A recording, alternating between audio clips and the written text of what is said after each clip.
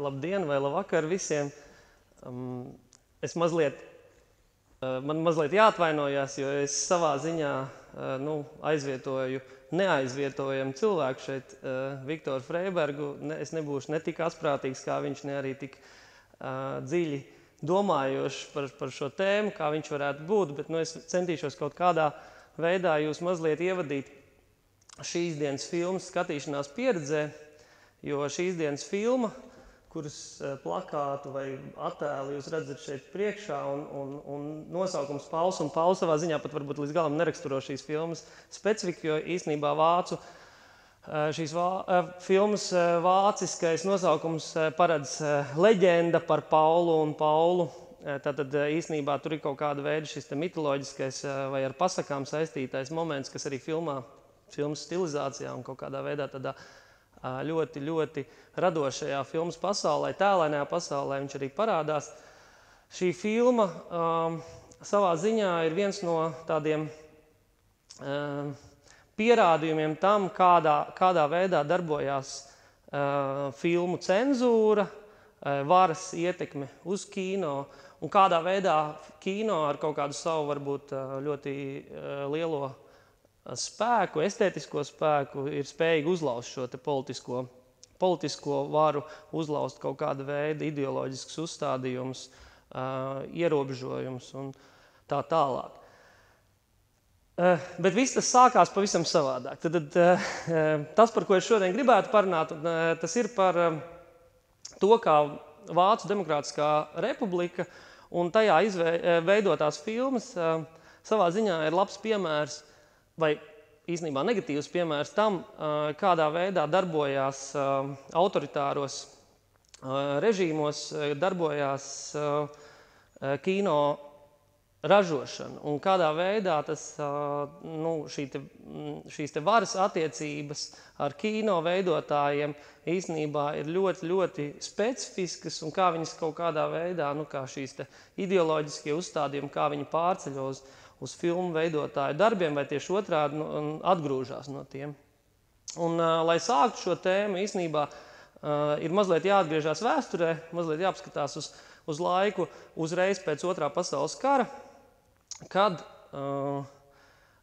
milzīgās vācu, jeb nacistiskās Vācijas kino industrijas celmlauža un tāda, var teikt, leviatāna, UFAS studijas vietā, tātad šajā te Bābelsbergas studijā izvietojās padomju kontrolētā DEFA studija. Īstenībā tas ir interesanti, ka šīs divas studijas, UFA un DEFA, viņām ir kaut kur, tie nosaukumi ir līdzīgi. Mums tieši Latvijā varbūt ar UFU vajadzētu mazliet pat lepoties, jo viens no UFAS dibinātājiem un galvenajiem kūrētājiem līdz pat Trešā reiha beigām, un arī pēc tam īstenībā aktīva persona Austrumvācijas kino bija slavenais režisors Jānis Gūters, ja Vācijā pazīstams kā Johannes Gūters, tad latvietis, cilvēks, kurš bēga no šejienes pēc 1905. Gada revolūcijas, un īstenībā varbūt savu tādus mākslinieciskos atklājumus un savu kino talantu pierādīja caur vācu ekspresionismu filmām. Bet tad šī te UFA studija, šo UFA studiju pārņem padomju karaspēks, viņi principā tiek ievietota tāda nosacīta marionešu vadība šajā studijā, un studija tiek pārdēvēta par DEFA studiju, bet atšķirībā no UFAS studijas, kur nacistiskās Vācijas laikā, piemēram, varēja pastāvēt arī nelielāka izmēra citas studijas, kuras varēja eksistēt, veidot filmas un izrādīt viņas, tad šajā padomju bloka kontrolētajā Vācijas teritorijā vairs nebija iespējams pastāvēt citam kino ražojošam spēkam, tad nebija citu studiju, šī bija viena unikāla studija, kura pilnībā kontrolēja visu filmu izlaišanu. Īstenībā tā bija ļoti līdzīga situācija, kā mēs varējām vērot Padomju Savienībā, kad principā katrā republikā, izņemot pašu Krieviju, kur Krievijā bija vairākas studijas, bet attiecīgi mazajās republikās, katrā republikā bija viena centrālā studija, kas tad arī kontrolēja filmu izlaišanu. DEFA studijas visā šajā aktīvā perioda laikā, kas aizsākās, kā jūs minēju, uzreiz pēc kara 47. gadā, turpinās līdz 91. gadam. Šajā periodā DEFA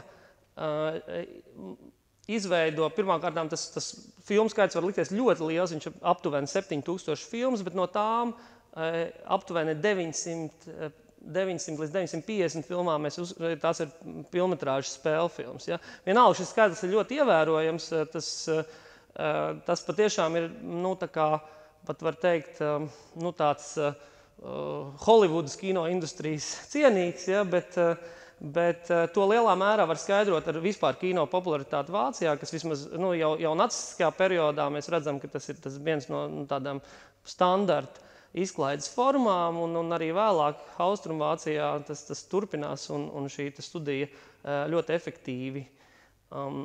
efektīvi strādā. Bet ir kāds bet. Jau pašā sākumā DEFAs vadībā tiek ievietoti vairāk Padomju Savienības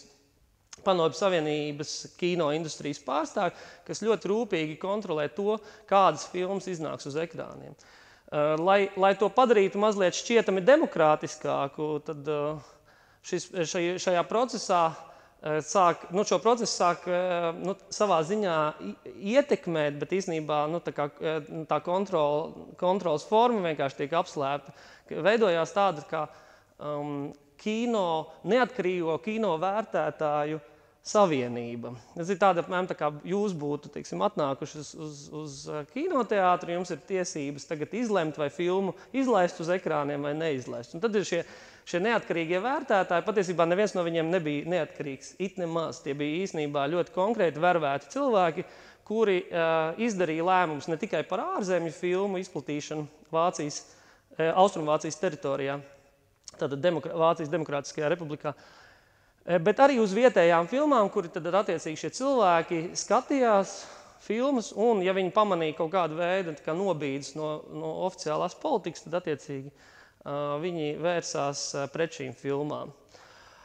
Skaidrs, ka tas uzreiz arī noteica lielā mērā to filmu fokusu. Līdzīgi kā arī Latvijā, ja mēs skatāmies, kāda veida filmas tika ražotas Latvijā pēc Otrā pasaules kara, īstenībā Latvijā tā ražošana attīstījās stipri vēlāk, bet pirmās filmas, protams, ir antifašistiskas, antinacistiskas filmas, kara filmas, kurās, tiek heroizēts kaut kāds šis Padomju Savienības karaspēks, komunistiskā partija un tā tālāk, tas ko it kā mēs varam sagaidīt.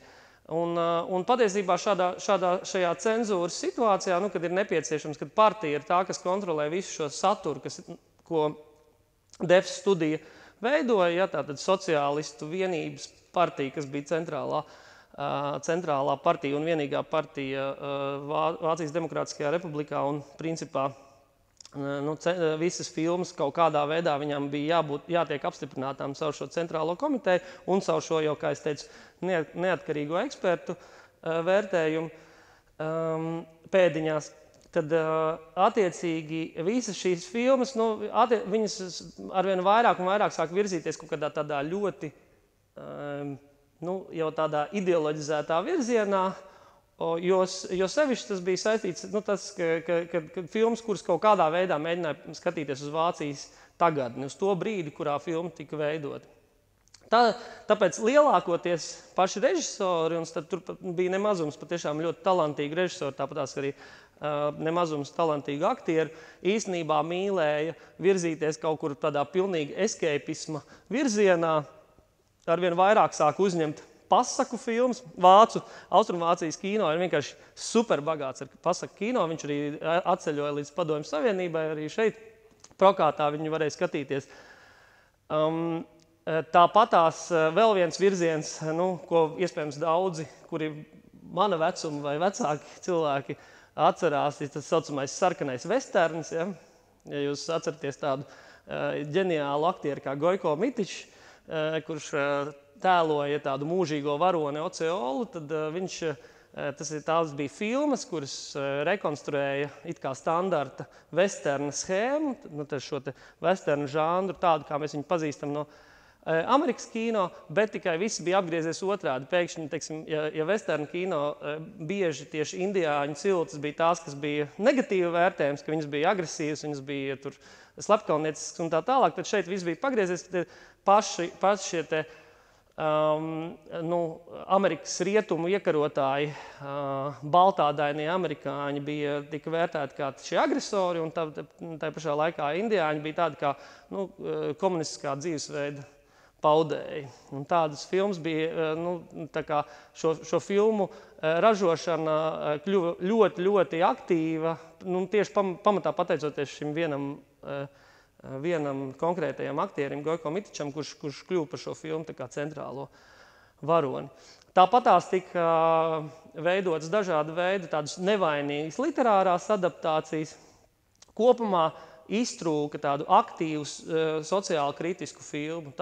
Šis periods līdz 1961. gadam, no kara beigām līdz 1961. gadam, patiesībā bija tāds ļoti, ļoti tā kā paredzams no tāda kino veidošanas viedokļa tieši sociālistiskā bloka valstīs.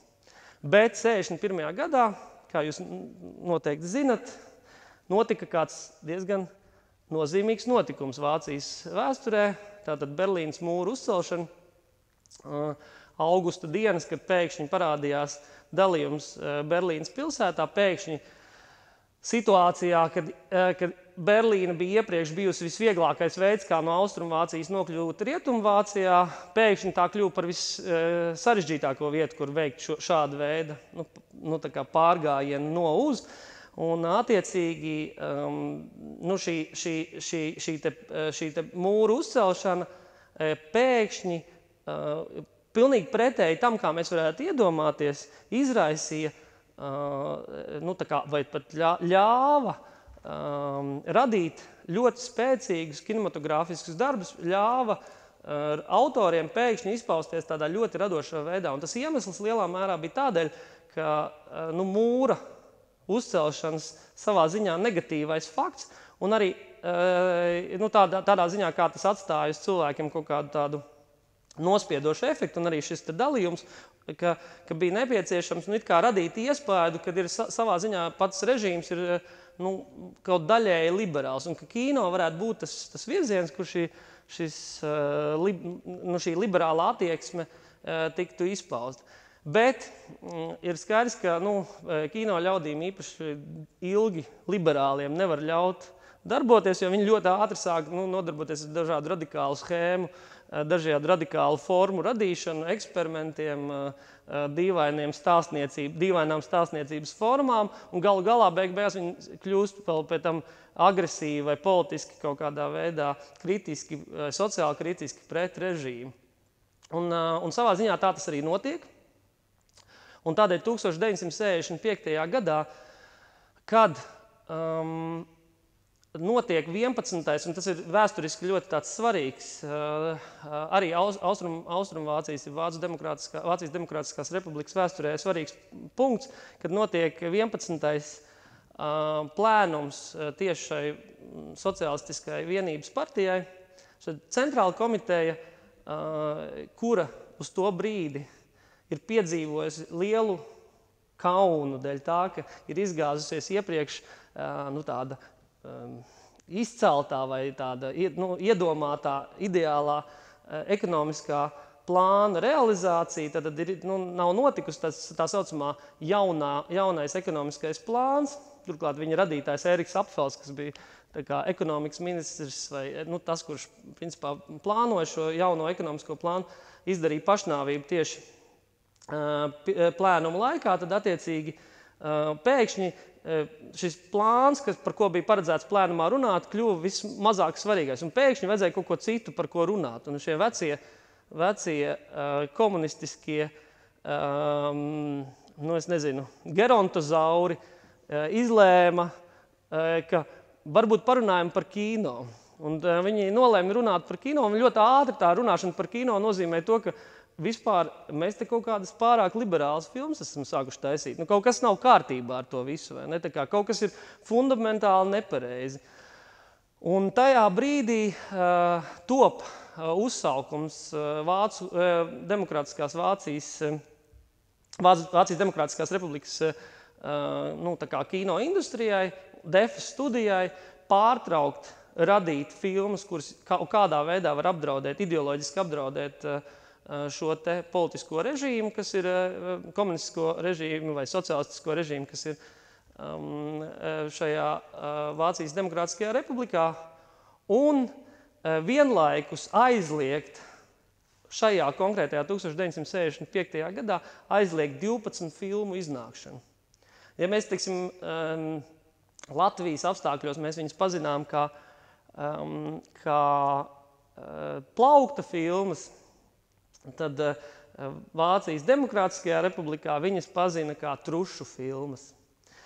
Šīs 12 filmas un arī vēlāk tās filmas, kuru izplatīšana bija ierobežota, filmas tika dēvētas kā trušu filmas, jo viena no slavenākajām un arī īstenībā mākslinieciski visiespaidīgākajām filmām, kas šajā gadā tika aizliegts, bija Kurta Meciga filma Trusis esmu es.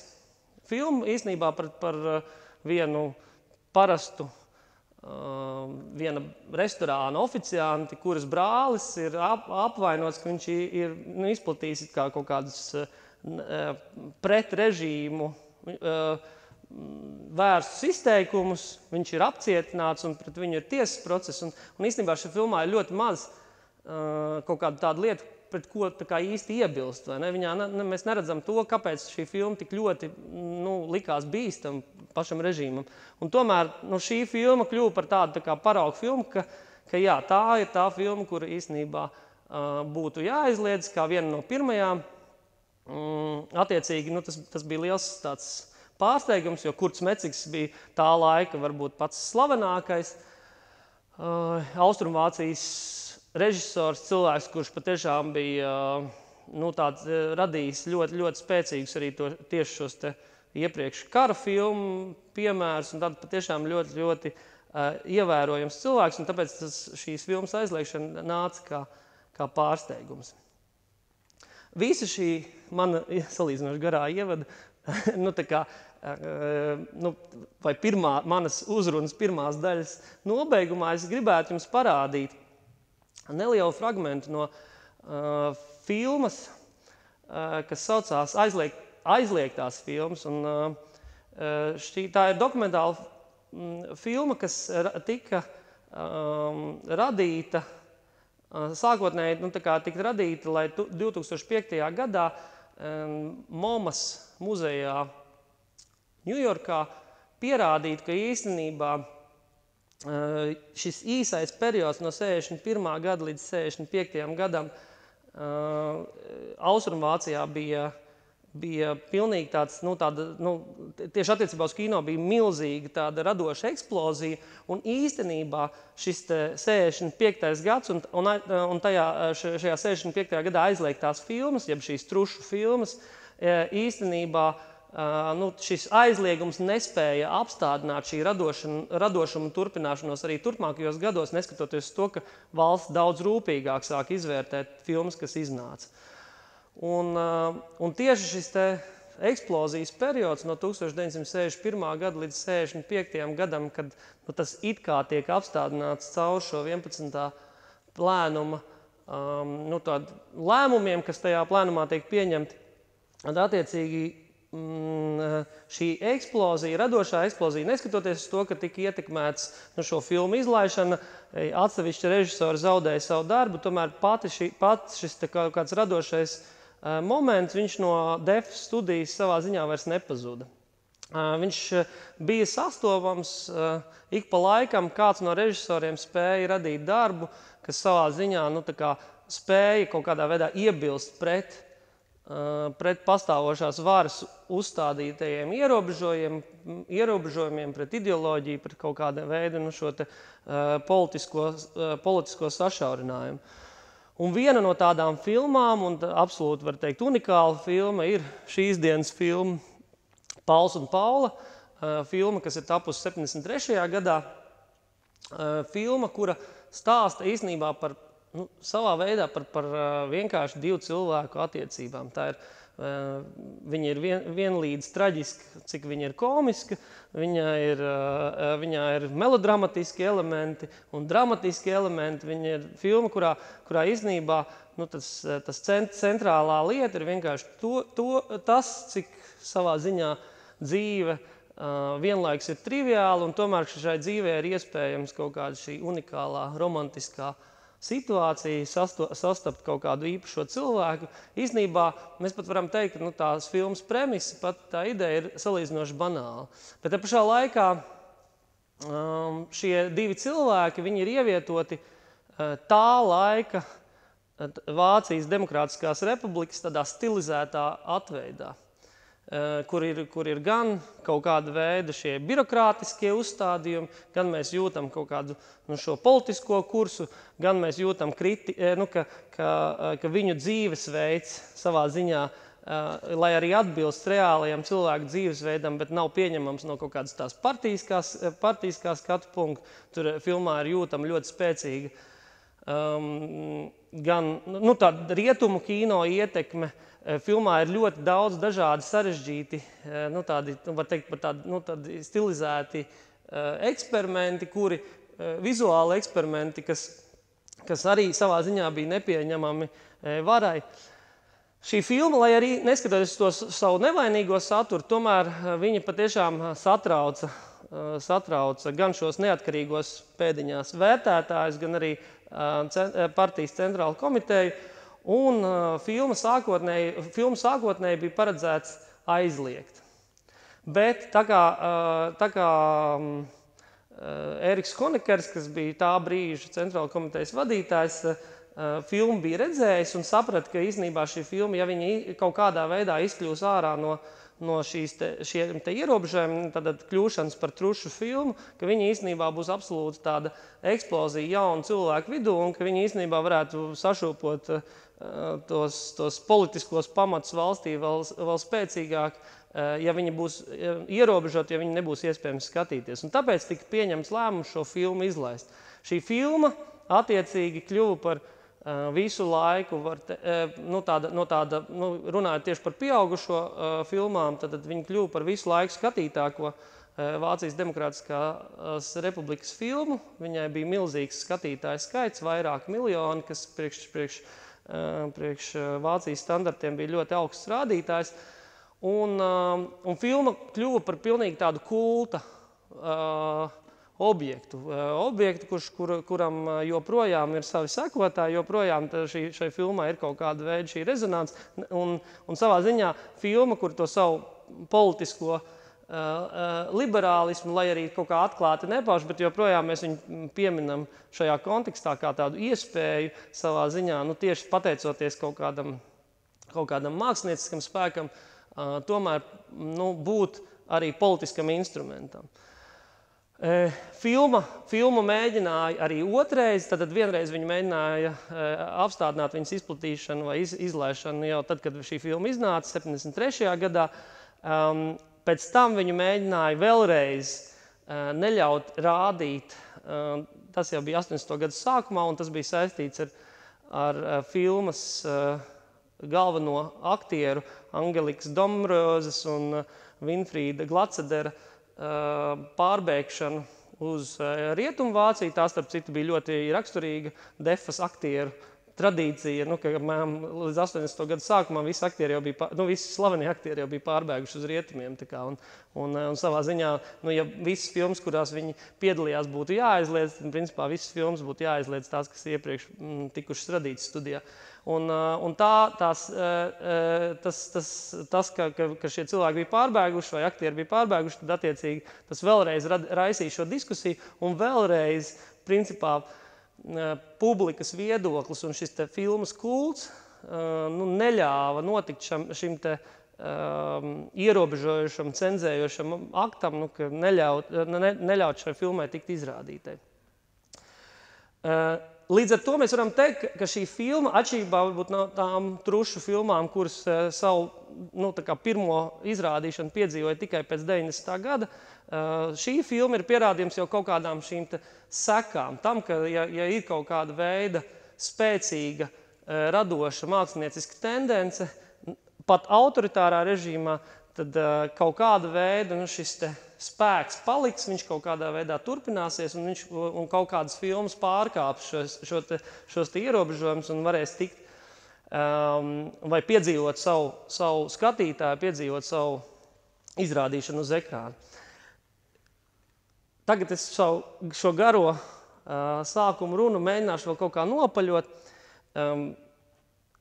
Es atceros tas bija pirms kādiem 8 gadiem, mēs uzņēmām kinoteorētiķu kursu. Kinoteorētiķu kursu Latvijas Kultūras akadēmijā, un mēs viņiem izrādījām filmu Ābols upē.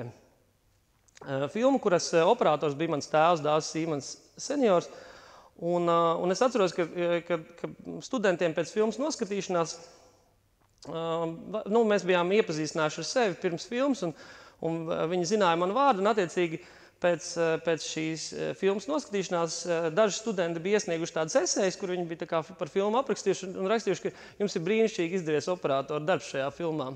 Tā kā personīgi vēršoties pie manis. Man vēl vajadzēja 6 gadus, lai piedzimtu, rēķinot to brīdi, kad filma bija izlaista, jo filmas izlaišanas gads ir 1974. gads.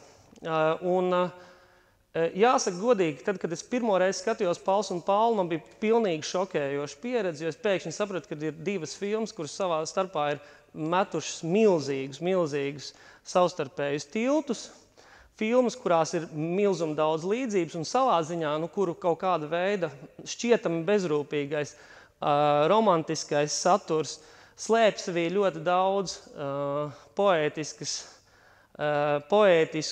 tādus protestus, metaforas, kuras iespējams vēršās pret to pastāvošo pasauli, kurās viņi ir radīti. Un šeit patiešām tās līdzības ir daudz, gan šis te attiecību moments, tieši tāds, kāds viņš ir veidojās starp abiem Paulas un Pauļa starpā, un ko Ābola upē brīnišķīgi atveido Ivars Kalniņš ar Akvilīnu Līvmanu. Gan tas ir saistīts ar kaut kādas vecās, tradicionālās pasaules, sanās pasaules sagraušanu, kas šeit būs saistīts ar pirmskara ēku spridzināšanu un modernās blokmāju arhitektūras tapšanu, un tieši tāpat tās Ābola upē, tas ir visas Zaķu salas iznīcināšana, šīs senās apbūves, zvejnieku ciemata un toties pārvākšanos dzīvot arī tieši tādās pašās blokmājās kā šajā filmā. Ja? Daudzi elementi, pat līdz tādiem kā tur, ārzemju mūzika, tādas, var redzēt, rietumu ietekmētas rokmūzikas pārceļošanu uz filmu, kurā piedalās pat reālas rokgrupas. Ja? Tas viss, kas nāk, man joprojām, savā ziņā arī gatavojoties šai nelielajai uzrunai, man īstenībā joprojām nomok jautājums, vai šeit Latvijā Aivars Freimans un Dāvis Sīmans seniors veidojot filmu Ābols upē, bija redzējuši jau tajā brīdī, vai bija iespēja jau redzēt šo filmu vai nē, un ja nē, tad šī unikālā laikmeta gara, tieši laikmeta gara, kas atradās aiz dzelzs priekškara, šajā pusē dzelzs priekškaram, ka viņa sakritība ir pat savā ziņā unikāla. Un tas,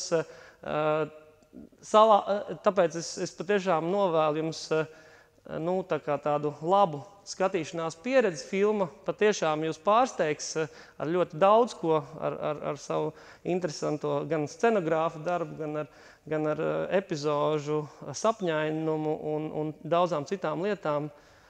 Tā kā lūdzu izbaudiet un patiešām iespējams mēģināsim domāt par to, ka, lai politika nekad nevarētu ietekmēt kino veidotāju vai jebkuru citu mākslinieku domāšanu un jaunradi. Paldies!